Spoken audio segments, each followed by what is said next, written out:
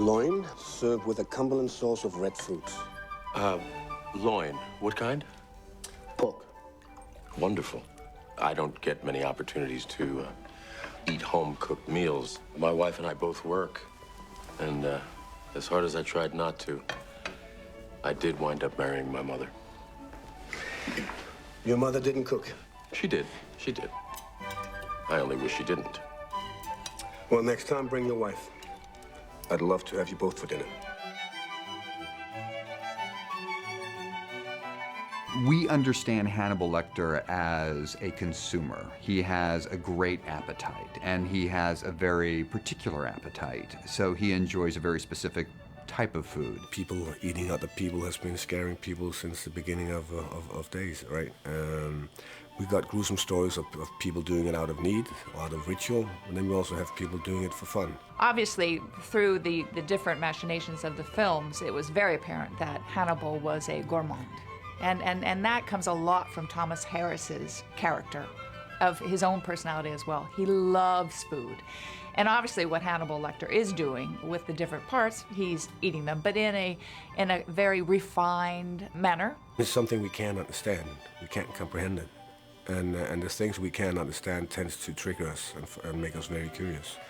And I guess that Hannibal is the icon of all cannibals. That was a big centerpiece, and that also, too, is a lot of what an audience wants to see. And let's face it, you know, we've all occasionally wanted rude people to meet a grisly end, so it answers the kind of slightly, you know, wish fulfillment side of us. So it was very important that we had the right recipes and have the right look, and it was in the writer's room where Brian just kind of stood up and said, with food, I want it to be food porn. And for me, the very important thing for this show was to have someone consulting on it who had a greater culinary vocabulary than I do. Yes, we have hired Jose Andres to prepare the food that Dr. Lecter will be dining on, yes. I had been a fan of Jose Andres's for the better part of a decade, and always had been looking for an opportunity to how can I work with Jose Andres. And so when Hannibal came across my lap, I thought, this is a perfect opportunity to get to work with somebody who I had been, you know, a fan of for quite some time. So people are gonna be asking how a chef gets involved in a show like Hannibal. And I don't think I have an answer. But you know, I opened 4 years ago in Beverly Hills, in Los Angeles. And I opened a restaurant where all of the sudden, anybody who is anybody in the movies, in TV, in Hollywood, began coming to the restaurant. And I met Jose and I said, you know, I am working on this project that's based on the Hannibal Lecter character.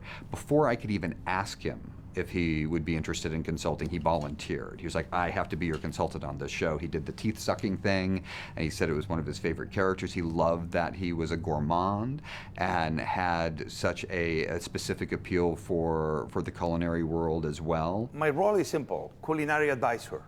It's a lot of food for a TV show that you could argue is about cannibalism, but it's so much more than that. It's looking into the brain of a person and how food somehow is going to help us trying to understand who Hannibal is. Not only did the Ripper take his kidney, but he also took his heart, which, if you recall, is what he tried to do in the hotel, but was interrupted before he could paint his picture. And, you know, I asked Jose, so what can you eat on the human body? And he's like, everything. There is not anything that you can't eat. You can grind the bones into a thickening agent to put into gravy or sauces.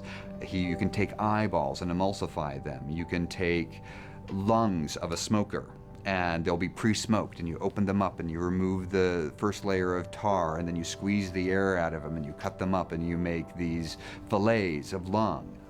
And I know some of my friends told me, this is sick, Jose.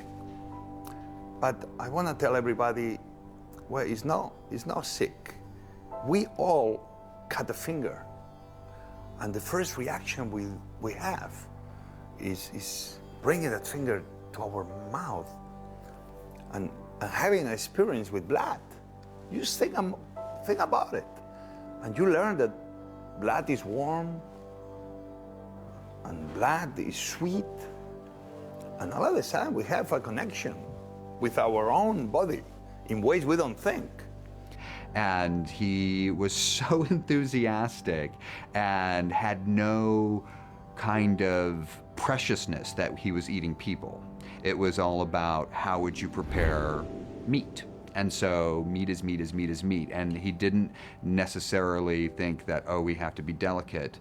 He thought about all of the things that you do to an animal to consume it that you can do to a human being, because we are an animal.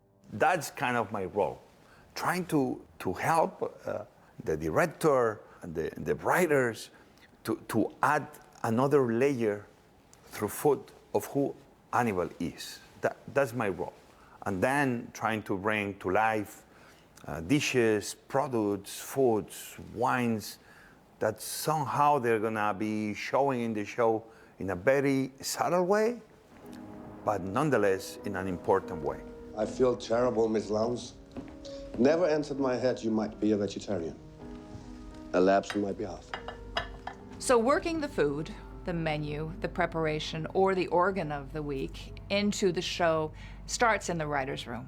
What you want to do, and what is so, I think, great about the way Brian and his team structure the episodes, everything is themed, and everything kind of is a metaphor for something else that's going on. It all starts with a scene. So I'll be in the middle of a scene and I'll email Jose and I'll say, I am writing a scene where Jack Crawford is sitting down with Hannibal Lecter and they have this event hanging over their heads. So we need some sort of dish that can provide a metaphor, for instance, for that dish that can apply to the greater story. So Jose's a storyteller. I think all great chefs are storytellers because the food has to have a beginning and a middle and an end and a crescendo, and that's how he works. And so he's the perfect partner on this show for me because he is also a storyteller. My restaurants, I have very creative restaurants, a mini bar,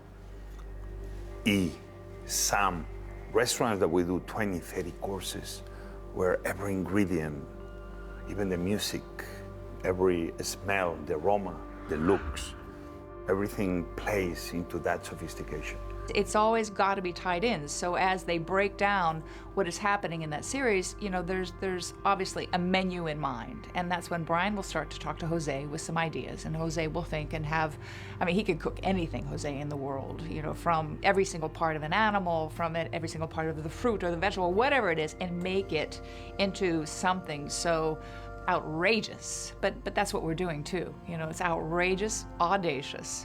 So imagine how unique it is that I receive an email from Brian with the script.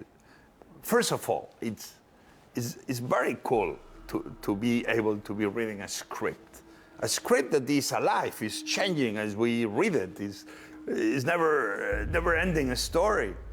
And you read the script. I don't only read the page where it's a food scene.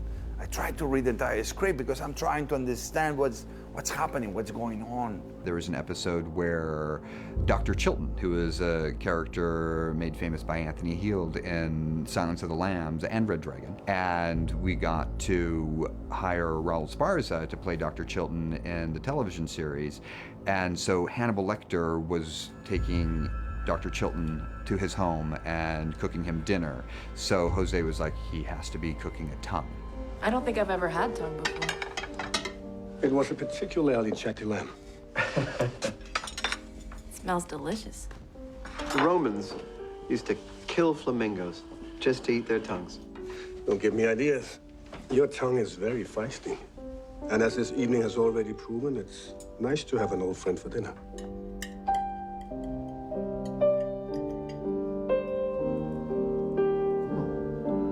So we had goat's tongue, and he gives us the idea of the dish, the aesthetic of the dish, and a recipe for it. And then Janice Poon, who is our food stylist, brings it to life. I want the food to look delicious. I want it to look menacing but delicious. That's really the key to me, that it be that would be so alluring that you would, like Hannibal himself, so intriguing that you want to try it even though you know you shouldn't. In the case of lamb tongues, you don't want to try them.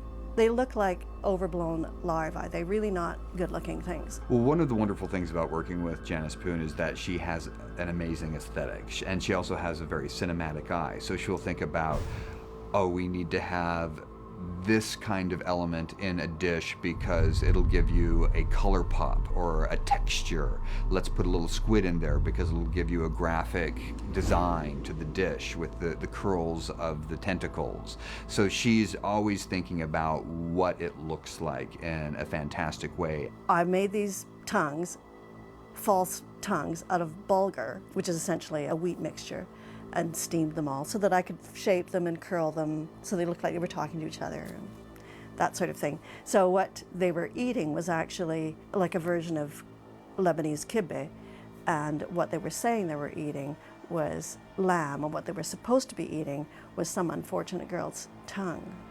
And what's wonderful about the email chains that go back and forth between myself and Janice and Jose are all of these ideas that build on top of each other. We need to put a little salmon roe in there to give it some, you know, a roundness and a graphic pocket that goes next to the main dish. So there are those elements that make it very exciting. As a creative chef, I've been helping with beautiful Janice, who she's been on the set, main person to make sure that the food looks good. Many of the great ideas are hers. And what Janice will do is she'll provide an illustration of what the dish is. And then you see the illustration come to life, and the illustration doesn't do the dish the justice that you see when it's finally on camera, because it's gorgeous. Every dish that she's made has been a work of art. It's a deception within a lie, within a falsehood, because what you see on camera, it's neither the recipe that I might receive from Jose, nor is it what Hannibal's telling you. It has to look like what Hannibal is telling you. It isn't. It has to hint at what he's saying it is, but it also has to be something the actors can eat take after take after take, whether they're vegetarians and it's bloody meat stew, or if they are allergic to gluten or any number of things, or simply that there are so many takes that you don't want to give them something that's too spicy or something that is too rich, because they have to eat it take after take after take, and you don't want it to be something that's distracting them or anything that's onerous. Her comments from the very pure culinary point of view, she speaks to the director has some ideas, then I read the script, I speak with Brian, well on the phone, well through email, Janice, I get all this information, and then I'm like, okay guys, I think we need to be doing this, this and that, we have too little of this. It's an extra special element, you know, and a wonderfully, you know, sort of twisted way of kind of jazzing this thing up and making it special. Elements that you would think, like, is this over the top? But it doesn't matter, because it's Hannibal and he is over the top in his aesthetic. So it's wonderful to be working with like-minded people who get that and are able to bring it to the screen.